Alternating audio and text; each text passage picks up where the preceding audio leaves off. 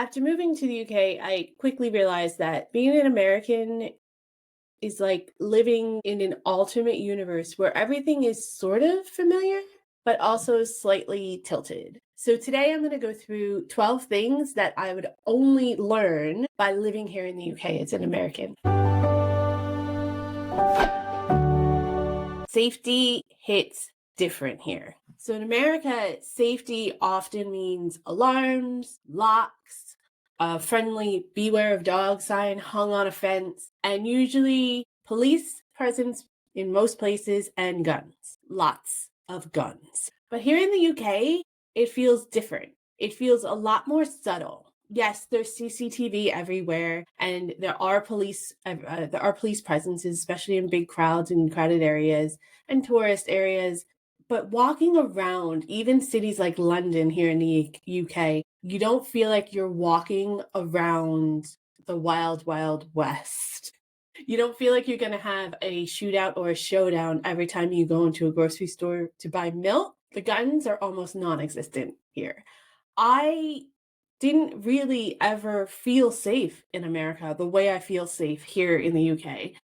Of course, there's crime. Crime is everywhere. You have to be careful. You have to be vigilant, of course. But I've never felt unsafe to the point where I was anxious walking down the street or I was unsettled with a scuffle in the corner, because I know they don't have gun presence. I don't have to worry about a random person just running around with a gun. And there's CCTV everywhere. I don't think there's any way you could get away with a crime here in the UK, to be honest with you, because it's literally everywhere. And there's so many people around. Somebody's got to see something, hear something, catch something. So yeah, I just always feel safe when I'm here in the UK, and I've never felt this safe before when I was living in America. Number 2, food is fresher and actually tastes like it's supposed to taste. UK food has a reputation of being awful, being bland. It doesn't have a lot of flavor, apparently, and American supersized meals are the way to go. Now, don't get me wrong, I did have a really hard time when I first moved here of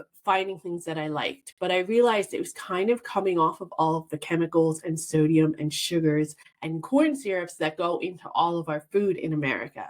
Here in the UK, the food is not bland and it's not awful. It actually tastes really delicious. It doesn't try to last longer than houseplants by pumping it with all kinds of chemicals or making it look really shiny with a wax on the outside of it. You can actually taste the flavors of all of the produce. You can taste the flavors of the meat.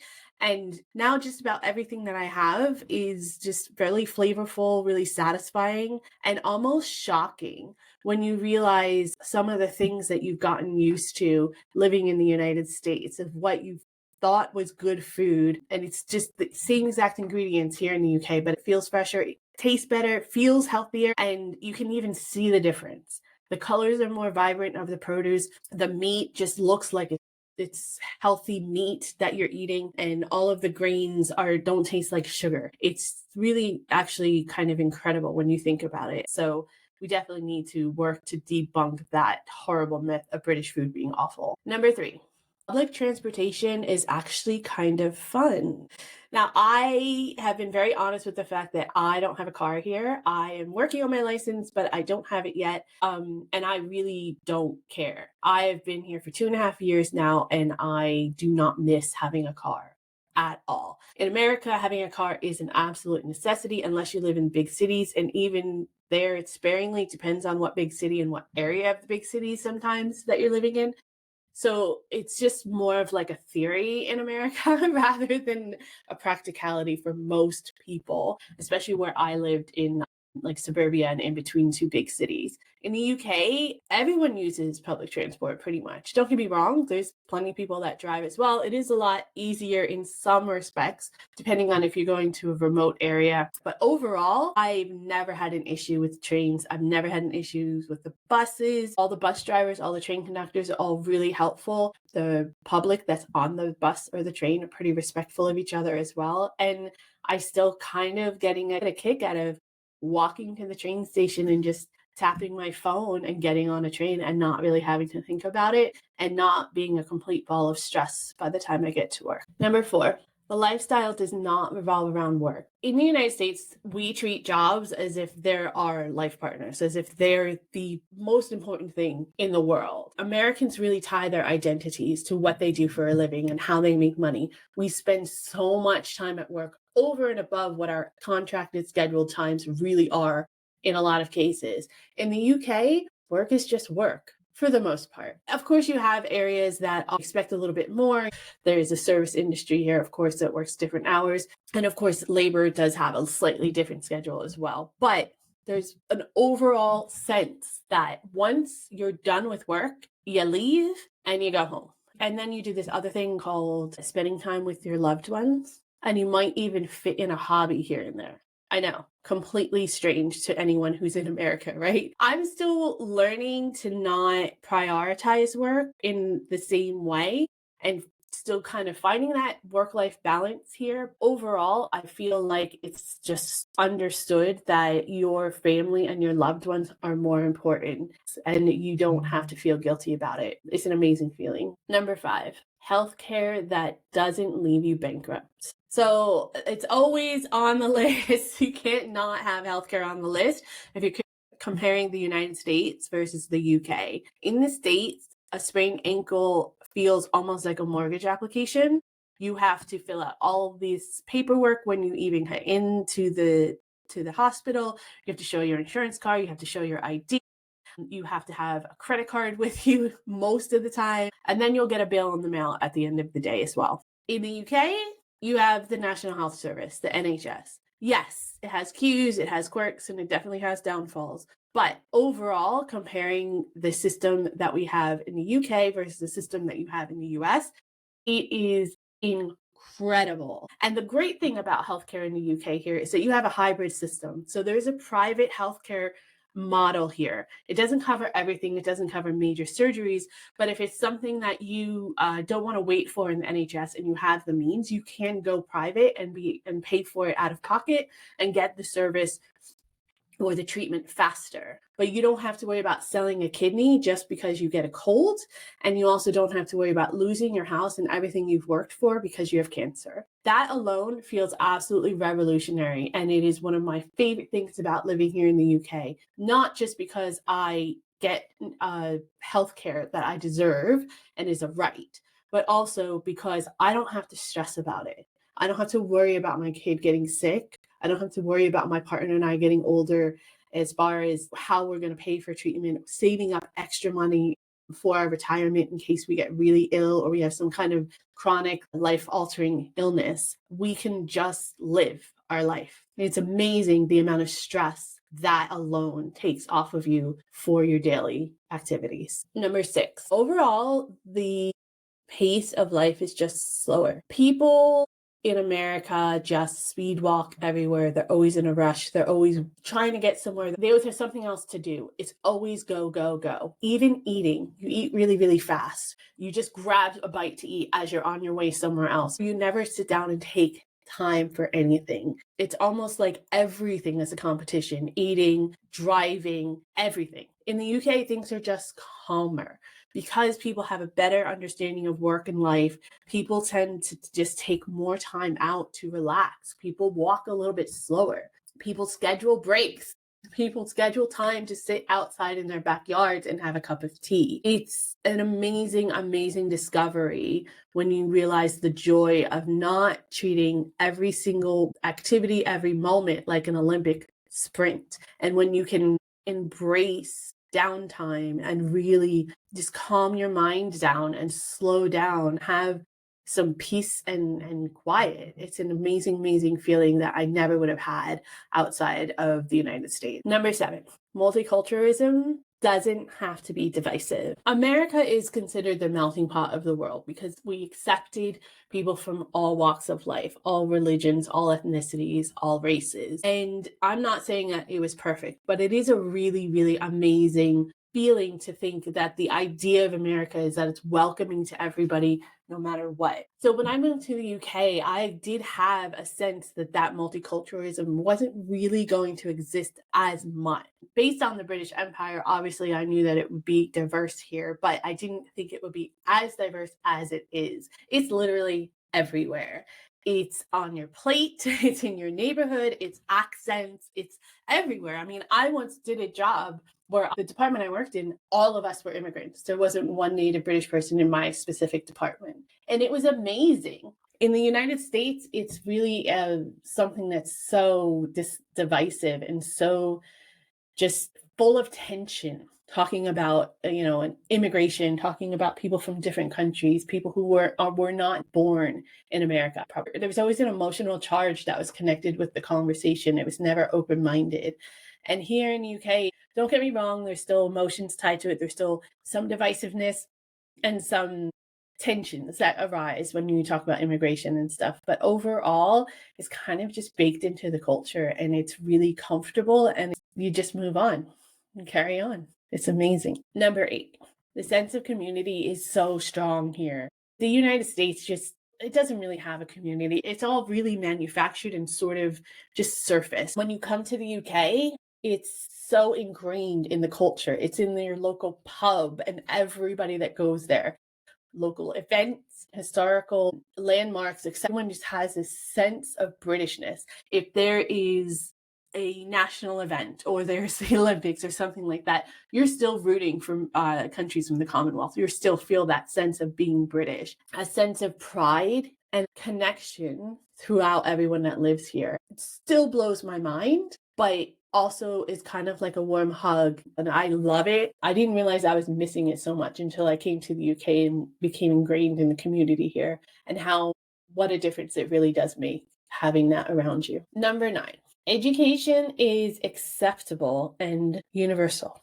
The way the school system is set up in America is that each local council town is in charge of the curriculum for their schools. So there's no like statewide curriculum. There's no national curriculum. So each town, each county, the kids are learning something different based on what they consider to be priority curriculum for their area.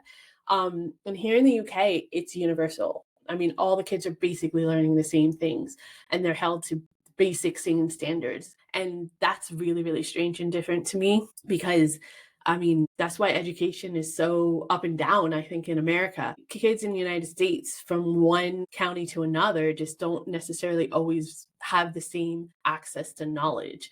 And I think that is a huge detriment to the future of the United States. Additionally, you get degrees in the United States with a lifetime of debt. And I mean a lifetime. I know people who are in their 40s, 50s still paying off their student loans.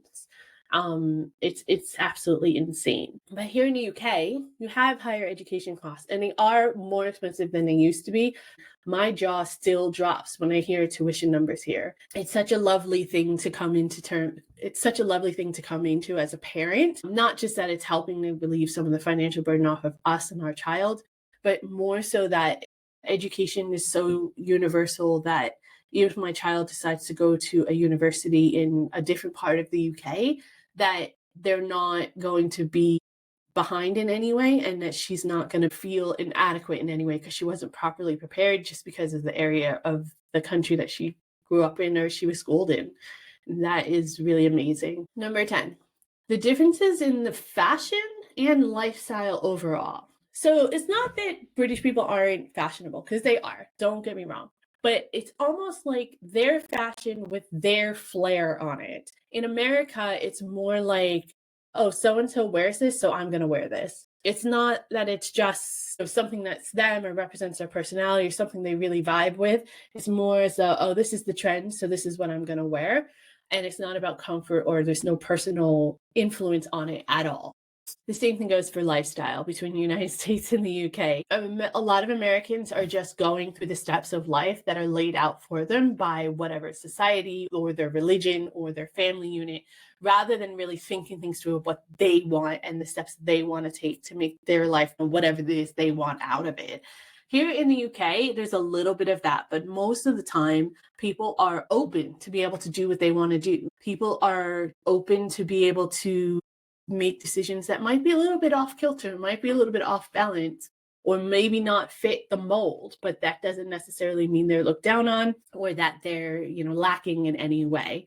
Simple things like driving versus walking. It's completely normal to walk to the store here. It's completely normal to go for a walk in the countryside and not think twice of it and that just being how you spend your day. Whereas in America, walking itself is suspicious. Most people think that you're up to something nefarious if you're walking around, especially if you're on your own. Just the whole approach to life and how you express yourself and what your fashion sense is and what you want to put out in the world is more manufactured and fed to us through marketing and advertising and influencing in America. Whereas in the United Kingdom, I feel like it's just more personal, it's more thoughtful, and it's more about self-expression rather than just keeping up with the Joneses. Number 11, history is everywhere here. I mean, I remember walking down the high street in Canterbury, and there was beautiful Tudor buildings and cobblestone streets and the post office that had been there for like longer than America's been around, which is really strange because in the United States, if something's from the 1800s, that is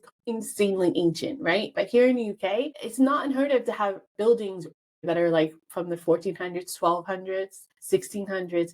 You trip over Rowan ruins on the way to buy a sausage roll from Greg's. Every single corner has history just baked into it. You're just walking down the street and you're walking down a street that someone was walking down almost 1,000 years ago. It's insane when you think about it in those perspectives. And you don't have anything like that really in the United States at all. And it definitely reminds me of how young of a country the US really is and how it's sort of the new kid on the block. And really, we should be taking that a little bit more seriously, I think. We have just appreciation for what the United States actually is and what it's given me in my life. So I know I talk a lot about how wonderful the UK is, and it's really highlighting downfalls of the United States when I do these types of comparisons. But the United States is still my home and it's always going to be my home. And living here in the UK also makes me appreciate the greatness of the United States more. The energy, the optimism, the endless hope and possibilities, the beautiful landscape that you don't find anywhere else in the world. Those are all huge strengths in my eyes and things that I do miss about the United States and things that I hope that Americans appreciate and want to preserve. The same way that the UK wants to preserve its history, its culture, its Britishness. The UK shows me what I'm missing back home, but also why America feels so big and bold in the first place, and how it has just become, in such a short span, such a key player in the world isn't a really incredible story and something that I think not a lot of people give the United States credit for. I love living here in the UK. I adore it. And there are very practical reasons why we made the decision to leave the United States and move here. But being an American in the UK is just incredibly eye-opening on so many levels. And also that it gave me a perspective and an opportunity to be able to have this opportunity and see things from this perspective, which is something that's absolutely priceless in my eyes. It's kind of like having two parents, one that's really, really calm and sensible and practical, and the other that is really loud and boisterous and fun and spontaneous. I'm really, really lucky. I get to have the best of both worlds. I get to live in an amazing, amazing area, but also have had incredible experiences of living in a completely different place and a completely different lifestyle. And I'm allowed to just pick and choose what works best for me. And at the end of the day, that's what freedom really is in my eyes. And I wouldn't trade having both perspectives for anything in the world.